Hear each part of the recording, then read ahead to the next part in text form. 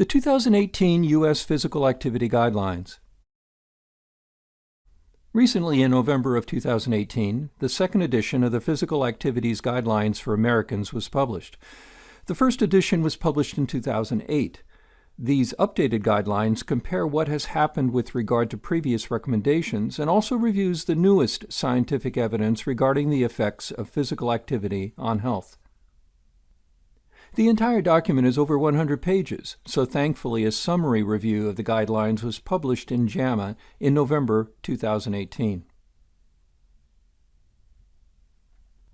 So why is this important? Healthy People 2020, the most authoritative listing of priorities in healthcare, published as one of its goals increasing levels of physical activity.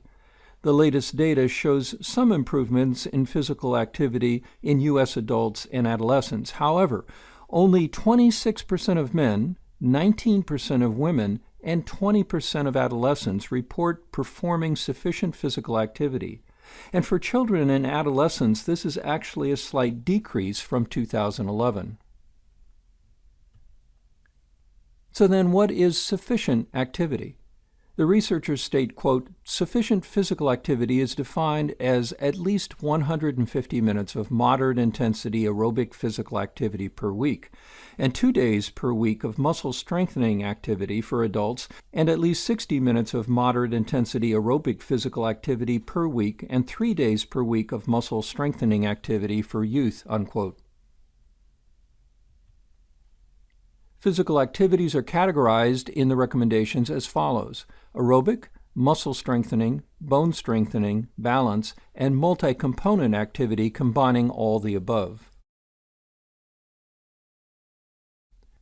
Their definition of aerobic activity included 3 components: intensity, frequency, and duration. Intensity describes how hard a person works to do the activity. Examples include moderate, which is equivalent in effort to brisk walking, and vigorous, which is equivalent in effort to running or jogging. Further definitions of physical activity intensity are absolute and relative.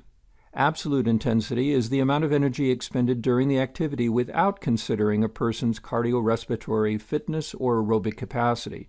And relative intensity is the level of effort required to do an activity compared with a person's capacity.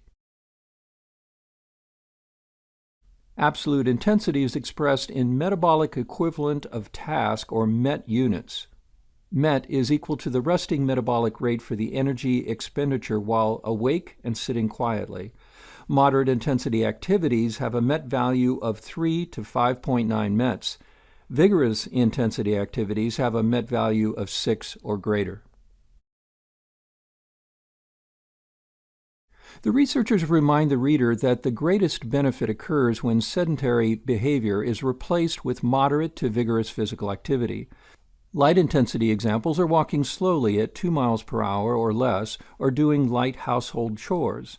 Moderate intensity examples are walking briskly at 2.5 to 4 miles per hour, which is around 15-minute miles, or playing volleyball or raking the yard.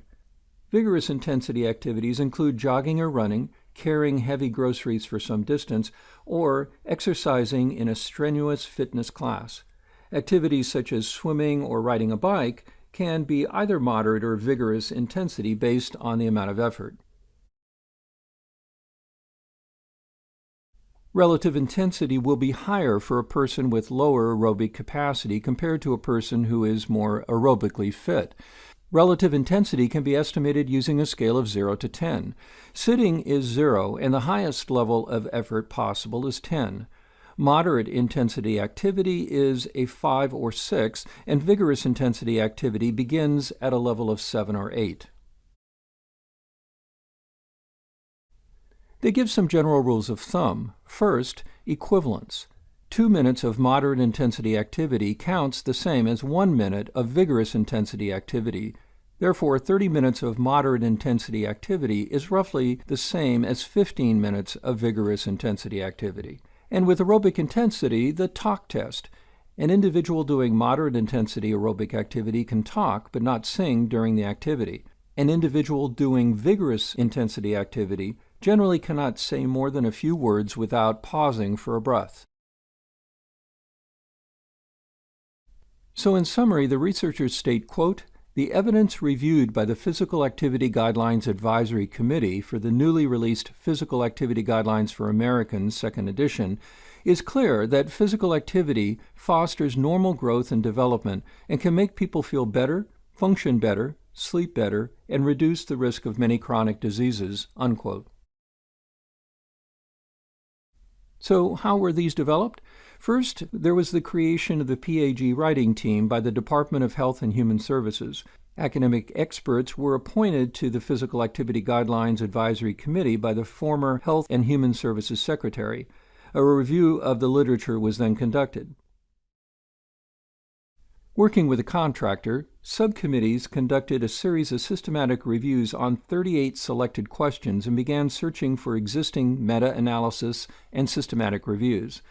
Evidence for each question and each sub-question was graded as strong, moderate, limited, or not assignable based on the applicability, generalizability of the U.S. population of interest, risk of bias or study limitations, quality or consistency of results, and magnitude of precision of effect. The committee summarized its works in an extensive scientific report, the 2018 Physical Activity Guidelines Advisory Committee Scientific Report. So specifically, what's new since 2008 based on the literature is that physical activity may improve bone health and weight status for children aged 3 through 5 years, improve cognitive function for youth aged 6 through 13 years, reduce risk of cancer at additional sites, have brain health benefits including improved cognition, function, reduced anxiety and depression risk, and improved sleep and quality of life for all. Also reduce risk for fall-related injuries for older adults. For pregnant women, reduce risk of excessive weight gain, gestational diabetes, and postpartum depression.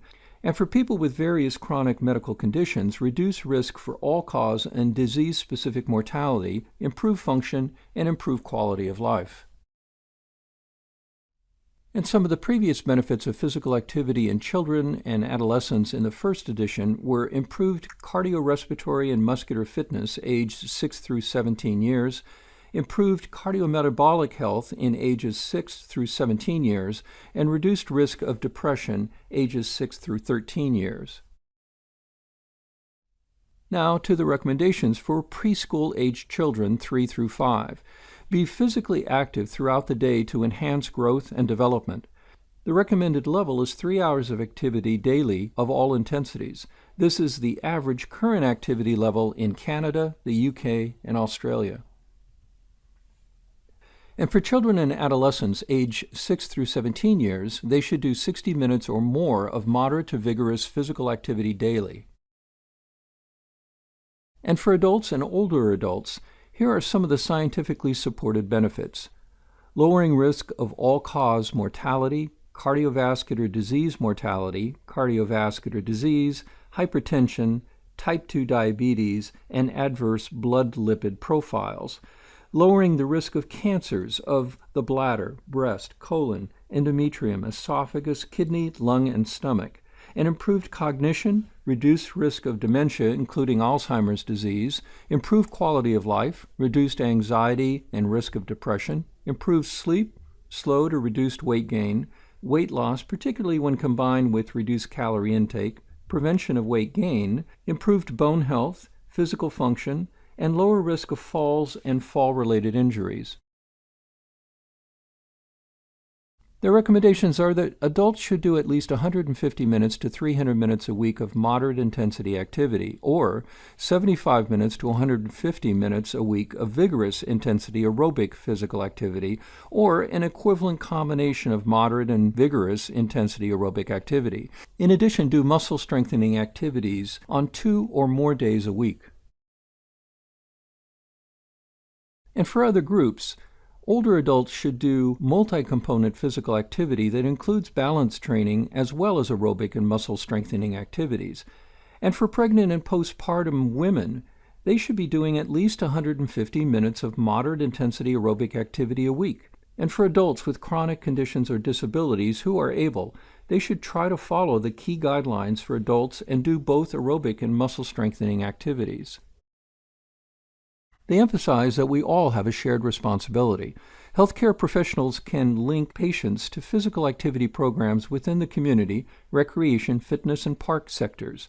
Success, though, depends on public health efforts, including implementing population-level approaches to improve physical activity, which requires collaboration across these sectors at the local, state, and national levels. The Surgeon General's call to action to promote walking in walkable communities is called Step It Up.